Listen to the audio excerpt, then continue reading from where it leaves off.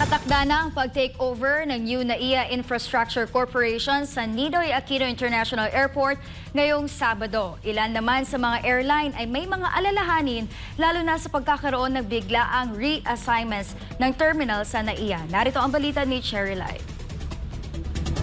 Problema sa Cebu Pacific ang biglaang reassignments na terminal sa NAIA sa ilalim ng bagong concessionaires na New NAIA Infrastructure Corporation o NNIC.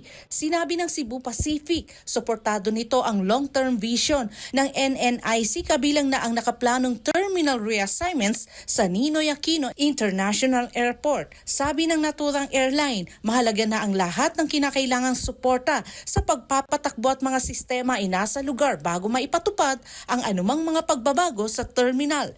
Sabi din ng CEB, bagamat may makakaabala ito sa mga pasahero, ay kailangan din ng sapat na oras ng paghahanda bago isagawa ang paglilipat ng terminal assignment. Sa katunayan, sabi ng Cebu Pacific, sa Singapore nga ay inabot ng 1 taon ang kanilang pag-uusap bago sila nailipat sa Changi Airport Terminal 4. Naniniwala din ng CEB na kung naging maaga lang ang abiso sa kanila hinggil sa terminal assignment ay maaring mahawakan nito ng maayos. Para naman sa AirAsia Philippines, ang terminal reassignment ay nangangailangan ng maingat na pagpaplano, kabilang ang oras at galaw ng pag-aaral, pagsasaalang-alang sa mga salik sa kapaligiran at sapat na oras para sa pagpapatupad upang mabawasan ang mga pagkagambala lalo na't malapit na rin ang peak season.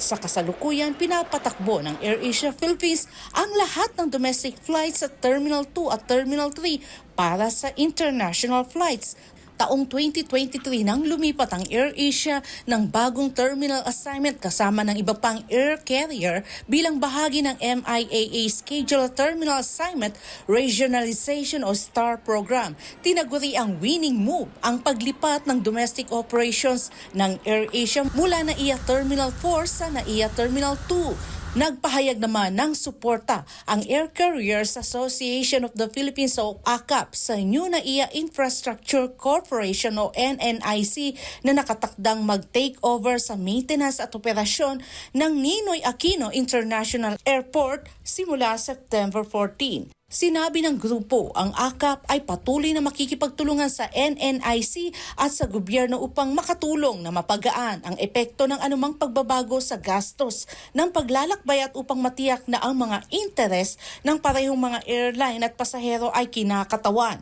Inaasahan ng grupo ang mga positibong resulta para sa lahat ng mga stakeholder sa proseso ng paglipat patungo sa pribadong pamamahala ng paliparan. Ang ACAP ay binubuo ng mga carrier ng Pilipinas ay ang AirAsia Philippines, Cebgo, Cebu Pacific, PAL Express at Philippine Airlines. Para sa Diyos at sa Pilipinas kung mahal, Cherry Light, SMNA News.